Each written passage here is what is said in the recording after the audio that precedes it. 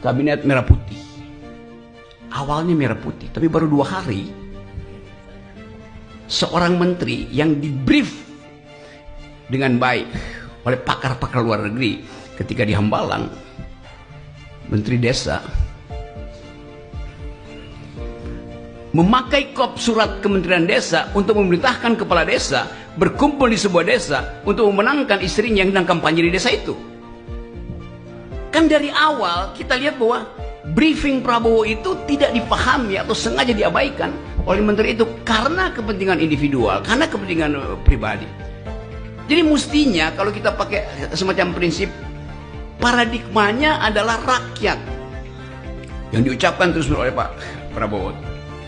Tetapi paradigma itu tidak masuk karena ada mereka yang berkumpul dalam kabinet itu datang dengan kepentingan pragmatis masing-masing. Ide di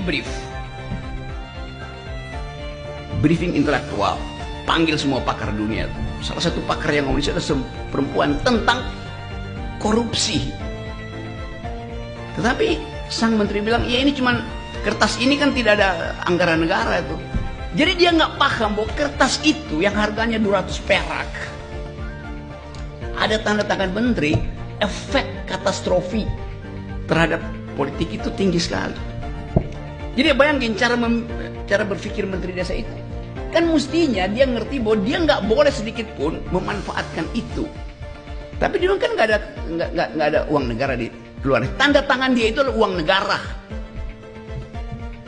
Jadi bagaimana kita mau tagih pada akhirnya yang sebetulnya di awal mestinya udah ditendang dia dari kabinet kan.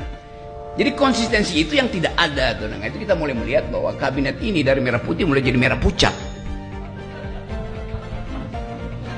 Itu dasarnya.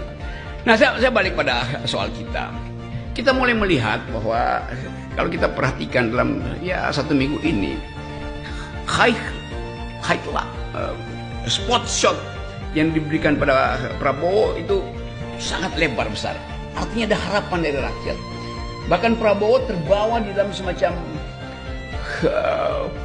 megalomania bahwa dia akan berpihak pada rakyat. Dan mungkin juga Pak Prabowo merasa bahwa dia harus jadi sosialis pertama di Asia itu. Karena itu gabung dengan BRICS. Dia jadi sosialis pertama di Asia, karena itu makan siang harus ada di situ. Tapi tiba-tiba kepentingan rakyat itu dibatalkan oleh ide beliau lagi yang saya dengar di Twitter lewat Raja Antoni bahwa IKN itu akan diteruskan. Ya orang yang belajar ekonomi tahu bahwa nggak di mana argumen kelayakan dari segi anggaran. Ambisi itu pasti dibatalkan oleh APBN. Nah, kita mulai berpikir bahwa yang tadi disinyalir oleh Pak Tata itu mulai ada blocking di dalam kabinet ini yang diarahkan secara sangat sublim oleh presiden sebelumnya.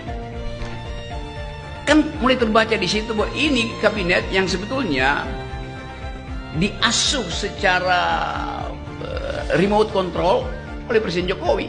Orang bertanya, kan dia udah lengser. Oh iya, tapi aparatnya masih ada di situ tuh. Dan kemampuan Jokowi untuk menagih tukar tambah masih ada di situ tuh. Walaupun kita tahu ya ini sebentar aja selesai sebetulnya. Dan mungkin dalam 2 minggu ke depan pasti ada 2-3 menteri yang langsung di-reshuffle. Hitungan saya begitu, nggak usah 100 hari, 2 minggu ke depan. Tapi itulah political issues. Kita mau bicara